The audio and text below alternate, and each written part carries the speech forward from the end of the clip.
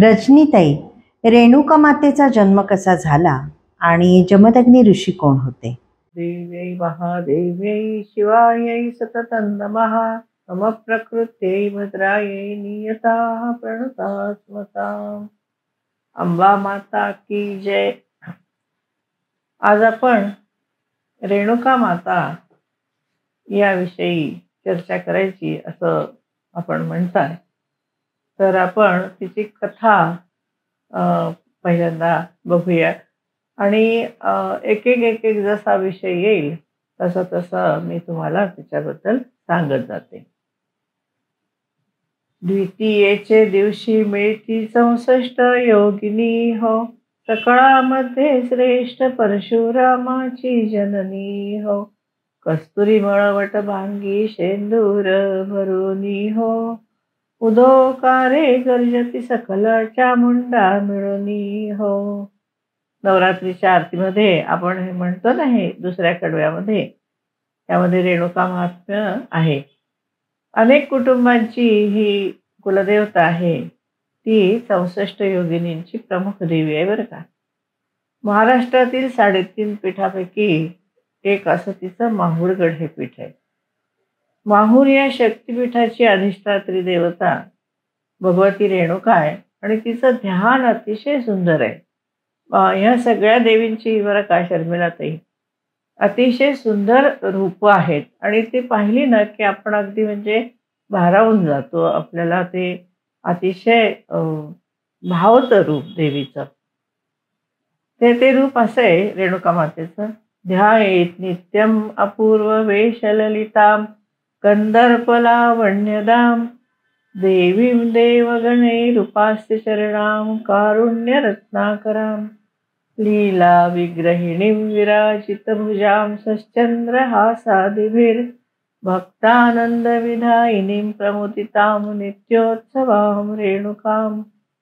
अपूर्व वेश धारण करणारी अशी ही ललिता, मदनाप्रमाणे जिचे रूप आहे अशी देवगण जिच्या चरणांची उपासना करतात अशी कारुण्याचं समुद्र असलेली, विविध लीला प्रकट करणारी, भुजा शोभून दिसत आहेत अशी, चंद्रहासादींनी युक्त, भक्तांना आनंदित करणारी, नित्य उत्सवयुक्त अशा रेणुकेचे आम्ही ध्यान करतो असे या ध्यान श्लोकात म्हटलंय. प्रसिद्ध रेणुका भक्त विष्णुदास म्हणून आहेत. त्यांची पदं नेहमी गायली जातात. भजनातही अनेक महिला भजनी मंडळामध्ये ती गाणी म्हणतात. तर रूप आपण तिचं बघूया. रूपा सुंदर सुंदर ध्याती योगी दिगंबर, रत्न जडित सिंहासनी शोभे सिंहाद्री वासिनी.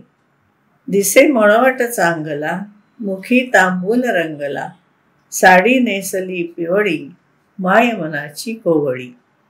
नाना रत्न अलंकार अंगी सर्व अधिकार, गोठ पाटल्या बांगड्या कानी मोत्यांच्या बुगड्या. शिरी मोगऱ्याच्या कळ्या पायी पैंजण साखळ्या, विष्णुदास मन व्यापिनी भेट देई नारायणी. किती सुंदर रूप आहे बघा हे रेणुका मातेचं. ती माहूरगडच्या मंदिरामध्ये आहे. रेणुका मातेचा जन्म कसा झाला असा जो आपला प्रश्न आहे, तर त्याचं आपण थोडी माहिती घेऊया. भगवती रेणुका देवी ही देवमाता अदिती आणि भगवती पार्वतीच्या अंशासह अवतरित झालेले रूप आहे.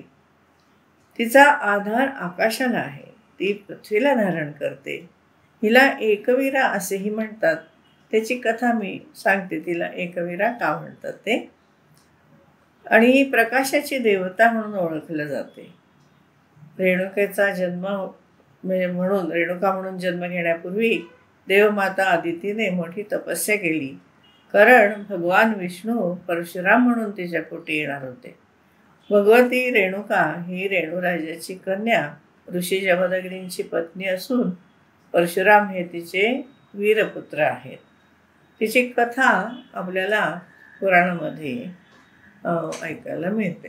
जी आहे, देवदानव युद्धामध्ये देवांचा पराभव झाल्यावर सगळे देव भगवान विष्णूंना शरण गेले. नेहमीप्रमाणे आमचे तारण कर अशी त्यांनी प्रार्थना केली. तेव्हा भगवान म्हणाले, मी आदिती मातेच्या पोटी ब्राह्मण म्हणून अवतार घेईन, पण आणि 21 वेळा पृथ्वी निक्षत्रिय करीन. ती ब्राह्मणाला दान म्हणून देईन, दक्षिणा म्हणून देईन. आदिती माता ही 21 असेल आणि विष्णू पोटी घेणार हे म्हणून आदितीने कैलास पर्वतावर मोठी तपश्चर्या केली. तिला 21 हे नाव दिले गेले.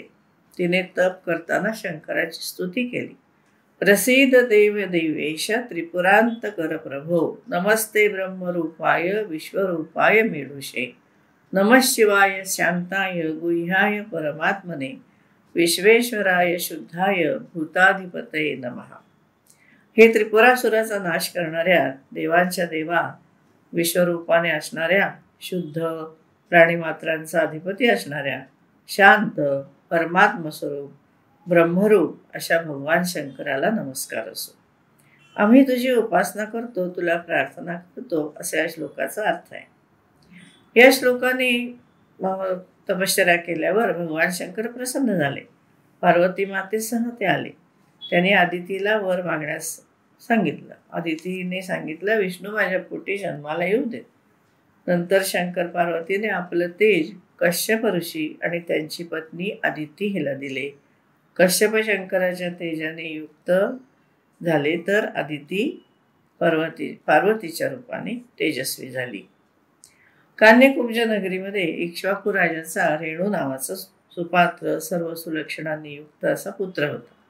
त्याने आपल्या पत्नीसह आपल्याला सुलक्षणी कन्या व्हावी म्हणून शंकराची त्यांनी उपासना केली. ते प्रसन्न झाले. भगवान शंकर म्हणाले, काय तुला आशीर्वाद देऊ? तर ते म्हणे, मला मुलगी पाहिजे, अतिशय सुलक्षणी, हुशार, बुद्धिमती अशी मुलगी पाहिजे. पण त्यांना दोन्ही कन्या आणि पुत्र दोन्ही होतील असा आशीर्वाद दिला. नंतर राजाने यज्ञ केला.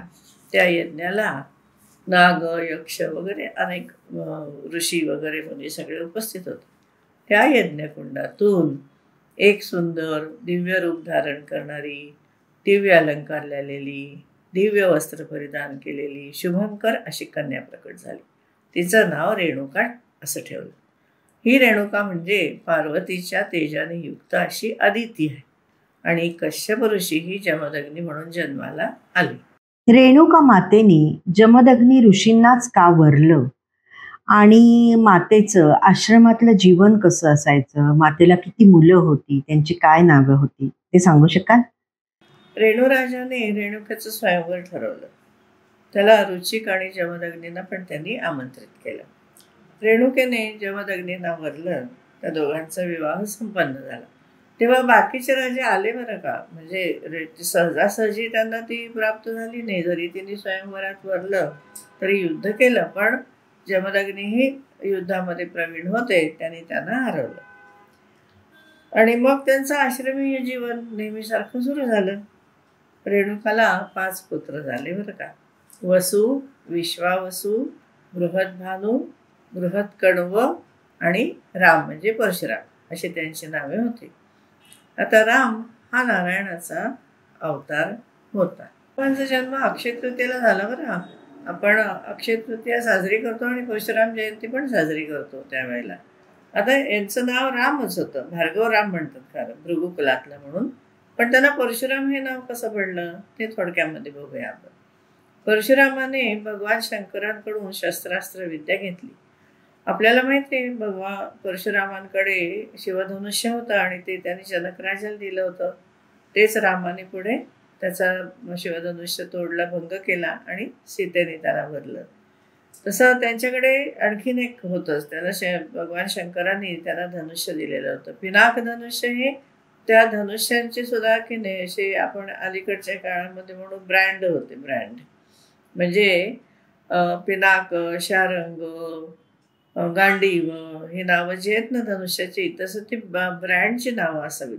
कारण पिनाक धनुष्य हे सगळ्यामध्ये जड शंकराचं धनुष्य. त्याच्या खालोखाल शारंग धनुष्य याचं आपल्या भगवान विष्णूचं, मग गांडीव धनुष्य.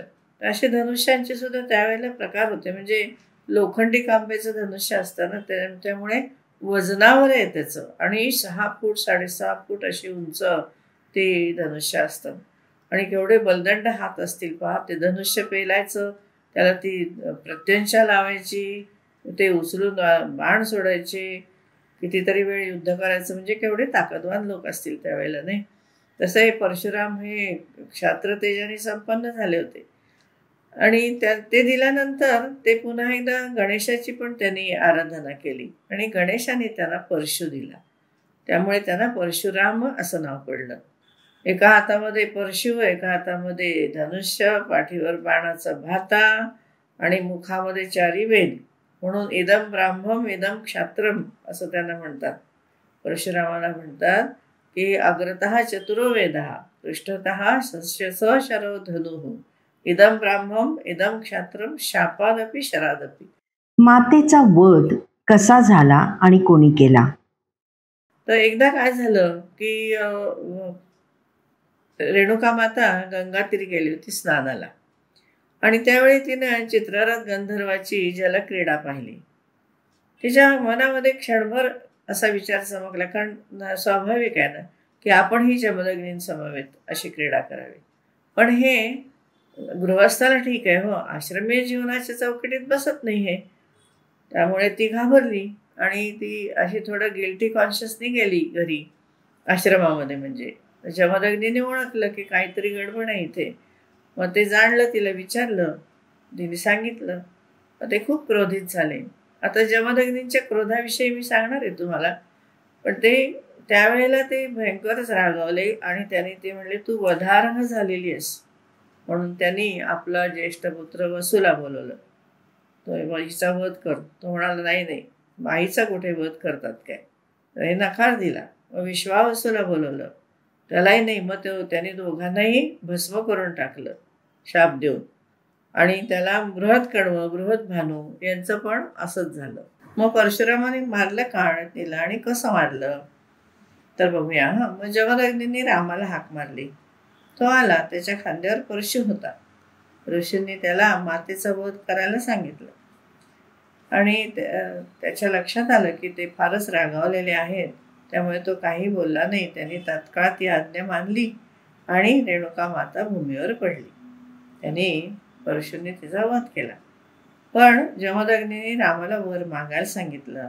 त्यांनी प्रथम आपल्या भावाला जिवंत करायला सांगितलं, आणि मातेला उठवायला सांगितलं. आणि पुढे त्यांनी असं म्हटलं की मी त्यांना मारले, तिला हे तिला लक्षात राहता कामा नये, तिला झाल्या घटनेचं स्मरणच राहू नये की असं काही झालं होतं हे. रेणुका माता उठल्यावर जमदग्नींनी प्रिय पत्नी म्हणून तिला मान दिला. जमदग्नींना आपल्या क्रोधाचा पश्चाताप झाला, आणि त्यांनी क्रोधाला आपल्या शरीरातून बाहेर काढायचं ठरवलं. ते फार गंमतशीर डायलॉग आहे, संवाद आहे त्यांचा, की क्रोधाला तेच पहिल्यांदा बाहेर जा म्हणून सांगतात. तर क्रोध म्हणतो, अहो मला असं पाठवू नका, माणसाला क्रोधाची आवश्यकता असते. मी गेलो तर तुमचं सगळं पंचायत होईल की तुम्हाला कधीच राग येणार नाही. तर ते म्हणाले, हो मला चालेल, पण तू आत्ता निघून जा, माझ्या हातून फार वाईट कृत्य घडलं, पण नशिबाने सगळं व्यवस्थित झालेलं, तर मला आता अजिबात रागवायचं नाही. आपल्याला जमदग्नींचं हे रूप माहिती नाही की नाही. आपण क्रोधाविष्ट मनुष्य असेल, क्रोधी असेल तर म्हणतो काय जमदग्नीचं रूप आहे. पण जमदग्नी नंतर इतके शांत झाले की त्यांनी कोणालाही नंतर कधीही विरोध केला नाही, कधी बोलले नाहीत, कधी काही नाही. मग काही काळाने काय झालं, सहस्रार्जुन आला, कार्तवीर्य. कार्तिवीर्य राजा कोण होता? आता हा कार्तवीर्य जो आहे ना, तो हयहय कुळातला आहे, आणि हयहय कुळ हे ययातीशी जोडलेलं आहे, ययातीच्या मुलाशी जोडलेलं आहे. तर हा जो आहे तो आधी असुर होता, म्हणजे मागच्या जन्मामध्ये, आणि या जन्मामध्ये तो दत्ताचा भक्त झाला, आणि त्यांनी दत्ताची खूप तीव्र उपासना केली. आणि त्याचा एक जो मंत्र आहे ना, तो लहानपणी मला माझ्या आजीने सांगितला होता, आईच्या आईने. पण या स्त्रियांना की नाही शाळा वगैरे नव्हती, तशी फार शिकल्या नव्हत्या, पण पुराणिकांच्याकडून पुराणं ऐकून त्यांना खूप त्याच्यामधलं ज्ञान होत होतं, आणि सामान्य ज्ञान, व्यवहार ज्ञान त्यांचं खूप वाढत होतं. तर हा मंत्र फार विशेष आहे बरं का. कार्तवीर्यार्जुनो नाम राजा बाहू सहस्रवान तस्य स्मरणमात्रेण गतम नष्टंच लभ्यते, असा तो मंत्र आहे. आणि काही हरवलं वगैरे वस्तू तर त्याने आपण हा मंत्र म्हणतो. बरेच जणांना हा मंत्र माहीत आहे. आणि हा सहस्रार्जुनाची कथा जी आहे ना, ती दत्त महात्म्यामध्ये टेंबेस्वामी महाराजांनी खूप सविस्तर लिहिलेली आहे. पण इथे आपण फक्त रेणुका महात्म्यापुरतीच बघूया. हा सहस्रार्जुन एकदा जमदग्नींच्या आश्रमात आला. त्यांनी पण त्याचं सगळं छान स्वागत केलं जमदग्नी ऋषींनी. त्याच्या खूप मोठं सैन्य होतं. त्या सैन्याचं पण स्वागत केलं. आणि त्यांनी आणि रेणुका मातेनी अगदी राजेशाही ताट केला त्यांच्यासाठी. त्यांना सगळं राजसी भोजन दिलं आता. आणि अगदी तांबूलासह वेगवेगळ्या भाज्या वगैरे सगळं इतकं सुंदर जेवण दिलं की राजवाड्यात सुद्धा असं जेवण नसेल. तर राजाला त्या गोष्टीचं फार आश्चर्य वाटलं. त्याने त्याबद्दल ऋषींना प्रश्न केला. तेव्हा ऋषी म्हणाले, ही कामधेनू आहे आणि ही मला इंद्राने दिलेली आहे. तर ही राजाला वाटते की अरे आपल्याकडे सगळ्या गोष्टी आहेत आणि ही कामधेनू मात्र नाही आहे. तर असं असता कामा नये. त्याला काय मोह झाला, आपण म्हणतो विनाशकाले विपरीत बुद्धी, तसं त्याला झालं. कारण परशुराम अवतार झाला होता तो त्याच्या नाशासाठीच होता. त्यामुळे त्याला विपरीत बुद्धी झाली आणि त्याने त्याचा मोह झाला आणि त्याने कामधेनू मागितली. पण ऋषी म्हणले, बा मी काय करणार, कामधेनूला तिची इच्छा विचार, वाटलं तर तिला घेऊन जा. कारण त्याने क्रोध सोडला होता ना, मग त्याचा तर आता त्याला मोठा प्रॉब्लेम होणार होता. तर तो विचारतो कामधेनूला. कामधेनू म्हणते मला नाही जायचं, मी येणार नाही तुझ्याबरोबर. मग राजाला फार राग येतो. ते त्याला ओढून घ्यायला लागतात. तर ती जात नाही त्याच्याबरोबर. ती जमदग्नी ऋषींना म्हणते, अहो तुम्ही काहीतरी करा, तुम्ही एवढे शांत कसे बसलात. पण त्यांनी काय करणार, त्यांनी राग सोडून दिला होता. त्यामुळे ते गप्प बसले. जमदग्नी शांत आहेत म्हणल्यावर मग कामधेनूंनी ठरवलं की आता आपल्यालाच काहीतरी करायला पाहिजे. मग तिच्या शरीरातून तिने सैन्य निर्माण केलं. मग तिथे जोरदार लढाई झाली. रेणुका पण आली मध्ये, पण काही कोणाचं ऐकलं नाही. बाकीचे ऋषीमुनी जे आश्रमात राहत होते ते पण आले, पण कार्तवीर्य काही ऐकेना. मग अशा याच्यामध्ये त्यांनी जमदग्नींना मारून टाकलं. रेणुकाच्या अंगावर 21 ठिकाणी जखमा झाल्या आणि कामधेनू तिथून सुटून स्वर्गाला निघून गेली. त्याला काहीच उपयोग झाला नाही. मग तो रागारागाने परत गेला. थोड्या वेळाने जेव्हा परशुराम तिथे आले तेव्हा त्यांनी हे बघितलं की अरे काय चाललंय, हे वडील मारले गेले, आईच्या अंगावर एवढ्या जखमा आहेत. मग त्याला भयंकर संताप झाला त्याचा. तर त्यांनी आईच्या अंगावरच्या जखमा मोजल्या. 21 ठिकाणी जखमा होत्या. मग त्यांनी ठरवलं की आपण 21 वेळा पृथ्वी निक्षत्रिय करायची. आणि म्हणून पुढे त्याने तो पराक्रम केला. जमदग्नी ऋषींचे अंत्यसंस्कार कसे झाले?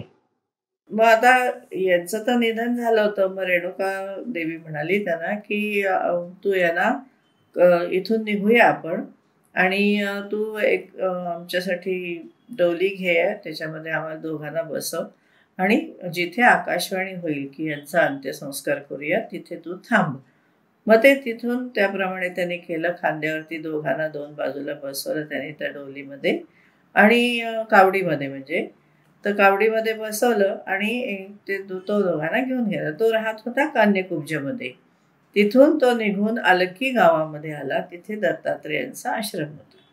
तिथे त्यांनी आकाशवाणी ऐकली आणि तिथे मग इथे पितृसंस्कार करावेत अशी आकाशवाणी झाल्यावर रेणुका मातेच्या विनंतीवरून तो तिथे थांबला. तिथे थांबल्यानंतर दत्तात्रेय तिथे स्वतः प्रकट झाले आणि रेणुकाचं आणि त्यांचं खूप सुंदर संवाद झाला की तू कोण आहेस. त्यांनी सांगितलं, रेणुका माता तू स्वतः जगज्जननी आहेस आणि सगळ्या वेदसुद्धा ब्रह्मदेव जेव्हा विसरले होते तेव्हा तू त्यांना त्याची सगळ्याची आठवण करून दिलीस.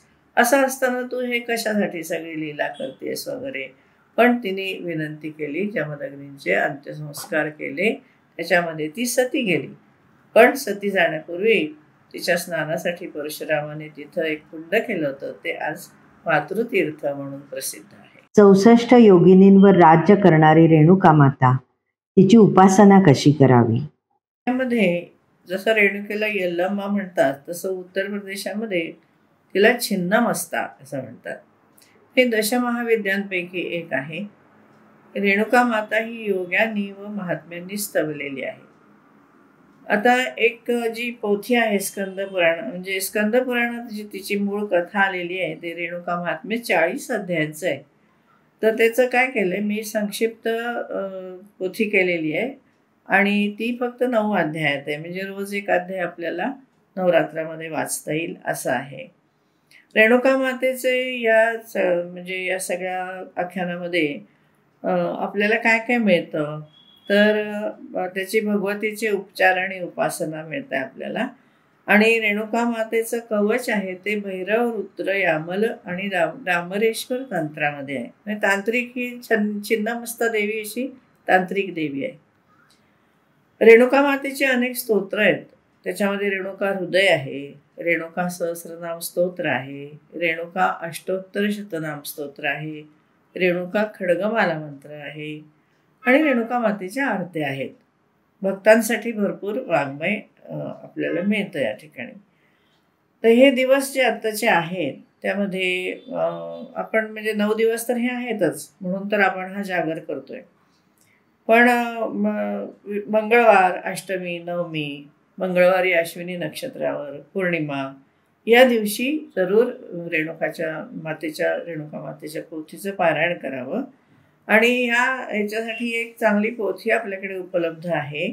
एक संकलक आहेत विवेक माधवराव पोतनीस, आणि त्यांनी रेणुका पंचरत्न पोथी अशी संकलित केली आहे. तर ती आपल्याला आदिमाता प्रकाशनची पोथी आहे ही. त्यामध्ये हे मी लिहिले रेणुका देवी महात्म्य पण आलेलं आहे.